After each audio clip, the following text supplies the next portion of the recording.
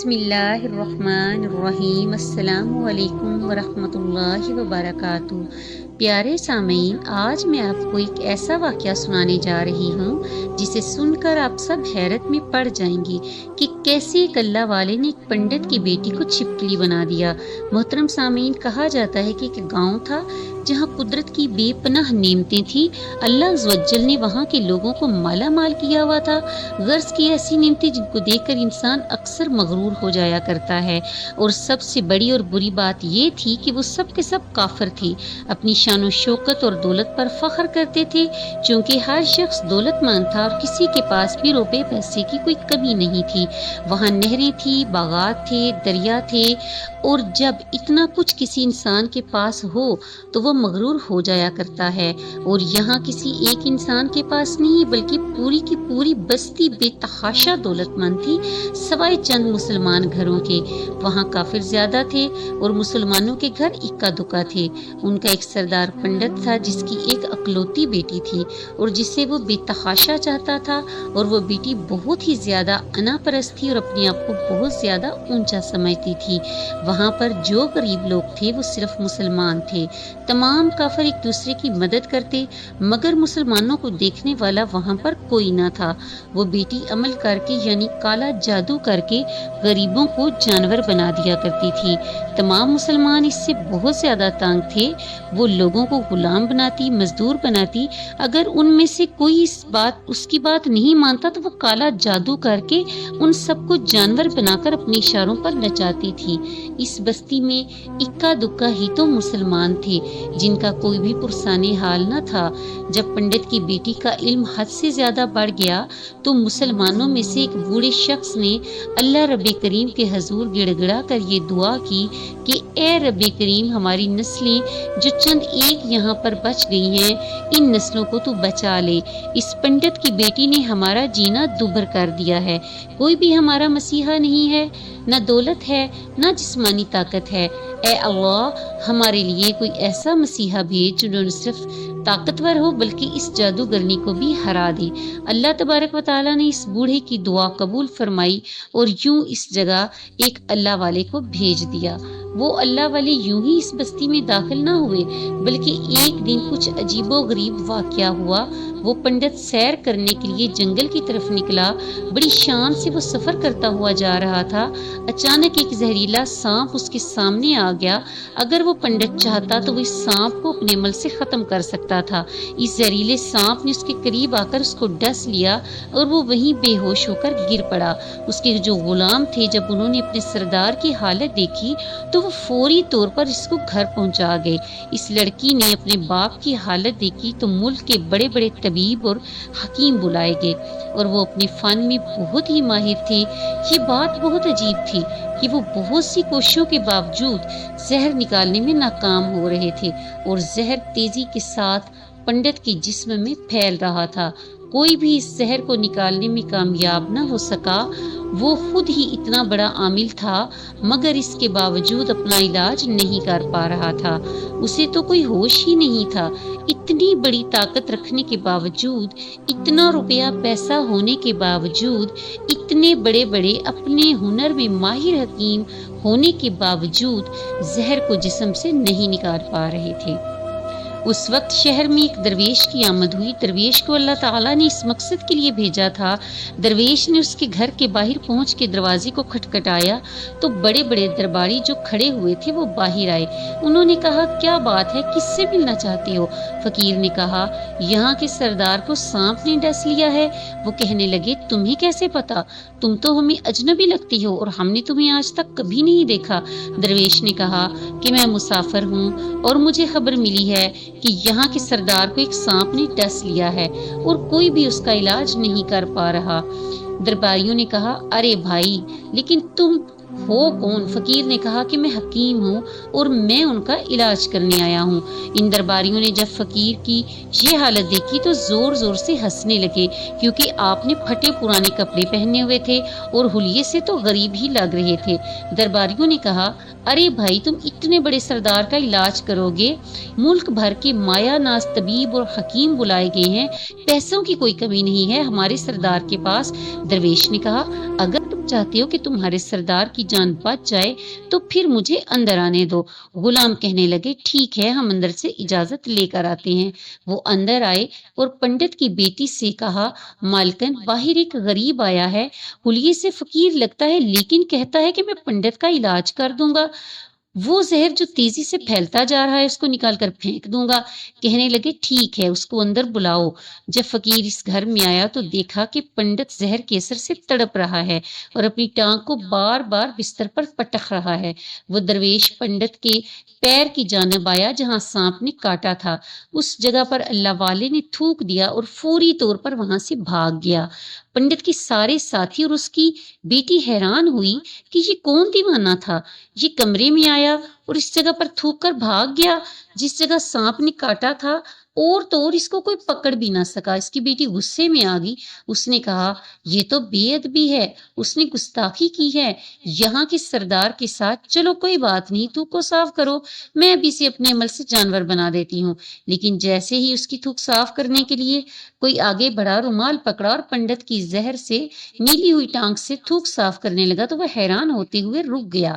اس نے انگلی سے تھوک کو سانپ کے ڈسے ہوئے پر اچھی طرح سے مل دیا تو اس کی بیٹی کہنے لگی آپ کیا کر رہے ہیں؟ اس دیوانے نے میری باپ کی ٹانگ پر تھوک دیا اور آپ اس تھوک کو مل رہے ہیں۔ اس نے ہاتھ کے اشارے سے پنڈت کی بیٹی کو روک دیا اور کہا کہ رکو 1 منٹ۔ جیسے ہی اس تھوک کو پنڈت کی ٹانگ پر ملا گیا، زہر کا اثر فوری طور پر ختم ہو گیا۔ وہ ٹانگ جو کٹنے کے قابل تھی وہ پہلی حالت پر آ گئی۔ پوری ٹانگ جو اب نیلی ہو چکی تھی وہ اب اصل رنگ پر آ گئی تھی۔ آہستہ آہستہ پنڈت ہوش میں آنے لگا۔ جیسے ہی پنڈت ہوش میں آیا تو اس فقیر کی تھوک کے قصے کا پتہ چلا۔ اس نے کہا ارے بھائی، وہ تو ہمارا مسیحا ہے، تم لوگوں نے اسے دیوانہ کہا، اس کو بے عزت کیا، وہ تھوک کر یہاں سے کیسے غائب ہو جائے گا؟ ارے جاؤ جاؤ اسے لے کر آؤ، اس نے تو ہم پر بہت بڑا احسان کیا ہے، ہم اس کے احسان کا بدلہ ضرور چکائیں گے۔ پنڈت کے کہنے پر اس کے سارے درباری اسی وقت اس فقیر کو ڈھونڈنے نکلے، چاروں طرف پھیل گئے، کہیں بھی اس درویش کو نہ دیکھا۔ پھر جب جنگل میں داخل ہوئے تو وہاں ایک درخت کے نیچے ایک آدمی کو عبادت کرتے ہوئے دیکھا۔ وہ غور سے اس درویش کو دیکھ رہے تھے کہ یہ کیا کر رہا ہے، یہ کس طرح کی عبادت کر رہا ہے۔ ہم لوگ تو اپنے بتوں کے آگے ہاتھ جوڑتے ہیں اور یہ تو نہ جانے کس کو سجدہ کر رہا ہے۔ پر پنڈت کا حکم تھا تو فوری طور پر درویش کو پکڑا گیا اور پنڈت کے سامنے پیش کیا گیا۔ پنڈت نے کہا کہ آپ کون ہیں اور کہاں سے آئے ہیں؟ سب سے پہلے تو گستاخی کی معافی چاہتا ہوں کہ میرے لوگوں نے آپ کے ساتھ بہت برا سلوک کیا، لیکن آپ کی وجہ سے میں آج زندہ ہوں۔ ہم گنہگاروں کی آنکھیں آپ کو پہچان نہیں سکی۔ میں آپ سے معذرت چاہتا ہوں، آپ سے درخواست کرتا ہوں کہ آپ میری طرف سے قیمتی پوشاک یعنی لباس اور یہ ابھی گھوڑا قبول کیجئے۔ فقیر نے مسکرا کر پنڈت کی طرف دیکھا اور کہا یہ گھوڑا اور لباس بہت قیمتی ہے، میں یہ لباس پہن کر گھوڑے کے لیے گھاس کاٹوں گا تو کیا اچھا لگوں گا؟ پنڈت نے کہا نہیں نہیں، گھوڑے کے ساتھ خدمت گزار بھی بھیجے جائیں گے، یعنی نوکر چاکر بھی دیے جائیں گے۔ درویش بولا اچھا، اتنا مال اور دولت اور ملازموں کے ساتھ اکیلا اپنی رہائش گاہ میں رہوں گا؟ پنڈت بولا جی حضور، آپ پریشان نہ ہو، یہ میری بیٹی ہے نا، آپ کے سامنے ہے۔ بیٹی حیرت سے اپنے باپ کو دیکھ رہی تھی کہ میرا باپ کیا کہنے والا ہے۔ اس نے کہا میری بیٹی جس کو آپ نے بھی دیکھ لیا، اس کی شادی آپ سے کر دی جائے گی، پر ایک شرط ہے کہ آپ کو جو کچھ بھی میں دے رہا ہوں اس سب کے بدلے میں اپنا مذہب چھوڑنا ہوگا۔ میرے تمام ملازموں نے آپ کو عبادت کرتے ہوئے دیکھا ہے اور جہاں تک ہماری معلومات ہے ہم تو بتوں کے آگے سجدہ کرتے ہیں، ہم اپنی مورتیوں کی عبادت کرتے ہیں، اور جس کو آپ سجدہ کر رہے ہیں وہ تو آپ کا خدا ہے نا۔ میرا مطلب ہے کہ آپ مسلمان ہیں، میں آپ سے گزارش کرنا چاہتا ہوں کہ یہ سب کچھ لے لیں اور اپنے مذہب کو چھوڑ دیں، آپ ایسا کر سکتے ہیں۔ فقیر نے کہا کہ مجھے ایک بات بتائیے گا، آپ مجھے سب کچھ دے رہے ہیں اور آپ نے مجھے یہ دعا بھی دی ہے کہ میری بہت سی اولادیں ہوں، آپ کی نسل آپ کی بیٹی سے بڑے، مجھے بتائیے کہ اگر ان بچوں میں سے کسی بچے کو خدا نخواستہ کچھ ہو جاتا ہے تو پھر رونا کس کو پڑے گا؟ پنڈت نے جواب دیا حضور، اگر ایسا کچھ ہوا تو رونا تو آپ کو ہی پڑے گا۔ درویش مسکرا کر بولے اگر یہ سارا مال لے کر مجھے رونا پڑے گا تو پنڈت جی آپ اپنا گھوڑا اور یہ قیمتی لباس، بیٹی اور یہ عالیشان گھر اپنے پاس ہی رکھی، میں بہت خوش ہوں۔ کہ میں ایک مسلمان ہوں۔ اگر یہ تمام نعمتیں لے کر مجھے اپنا مذہب چھوڑنا پڑے تو میں اپنی جان دے کر بھی اپنے مذہب کو نہیں چھوڑوں گا۔ جس رب نے مجھے پیدا کیا ہے تو کیا اس رب کے دین کو چھوڑ کر میں آپ کے پاس چلا ہوں صرف ان چند پیسوں کے لیے، دنیا کی چیزوں کے لیے؟ مجھے تو آخرت کی زندگی چاہیے اور یہ سب نعمتیں تو مجھے وہاں مل جائیں گی، اس لیے میں اپنی درویشی میں بہت خوش ہوں۔ اللہ تعالیٰ نے مجھے جس مقصد کے لیے بھیجا ہے بس وہ مقصد پورا ہو گیا۔ پنڈت نے کہا کیا مقصد ہے آپ کا؟ فقیر نے کہا کہ یہاں کے مسلمانوں پر بہت ظلم ہو رہا ہے، انہی کے لیے مسیحا بن کر آیا ہوں۔ یہ کہہ کر وہ جانے لگا۔ پنڈت نے درویش کو رک جانے کو کہا، کہنے لگا کہ میں نے مال دے کر آزمایا، تم کو ہر طرح سے جانچ لیا، تم اپنے مذہب کو چھوڑنے پر راضی نہ ہوئے۔ اگر تم یہی کرنے آئے ہو تو کیا تمہیں کسی بات کا ڈر نہیں ہے؟ کیا تم نہیں جانتے ہو کہ ہم کتنے طاقتور ہیں اور ہماری بیٹی اپنے عمل میں اتنی ماہر ہے کہ تمہیں یہاں کھڑے کھڑے جنگلی جانور بنا سکتی ہے؟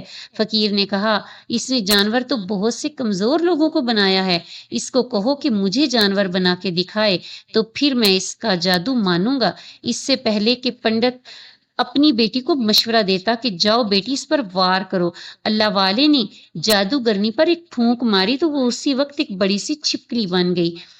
وہ کچھ بھی نہیں کر پا رہی تھی، وہ چھپکلی اتنی بڑی تھی کہ وہاں پر جتنے انسان کھڑے تھے ان سب سے اونچا قد اس کا تھا۔ اللہ والے کے پاس وہ آنے لگی، آہستہ آہستہ اپنا زہر اگلنا چاہتی تھی۔ وہ جانتے تھے کہ وہ کیا کرنے والی ہے۔ اسی وقت انہوں نے اس کے منہ پر تھوک دیا۔ تھوکنے کی دیر تھی کہ وہ جلنے لگی۔ وہ تھوک کیا تھی؟ تیزاب تھا، جس سے اس کا آدھا چہرہ جل گیا۔ اس کا چہرہ جل کر کالا ہو گیا، قریب تھا کہ پورا جسم ختم ہو جاتا۔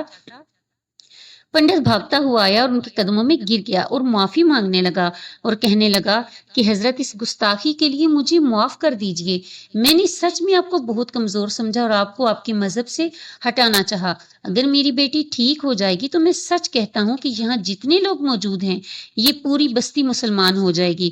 فقیر نے کہا کہ ہم کسی کو زبردستی اپنے دین میں شامل ہونے کے لیے مجبور نہیں کرتے، بلکہ تم لوگ ہمارے مسلمان بھائیوں پر جو ظلم کرتے ہو اس ظلم کو بند کرنا چاہتے ہیں۔ ہمارے دین میں زبردستی نہیں ہے۔ اگر تمہاری بیٹی انسان بن کر سدھر جاتی ہے تو اس کی اصل حالت میں لانے کے لیے میں خود اللہ تعالیٰ سے دعا کروں گا۔ پنڈت کہنے لگا ہاں ہاں، میری بیٹی اپنی اصلی حالت میں آئے گی تو وہ کسی پر بھی کوئی ظلم نہیں کرے گی، بلکہ میں اس کے لیے دل سے معافی چاہتا ہوں جو کچھ میری بیٹی نے آپ کے ساتھ کیا ہے۔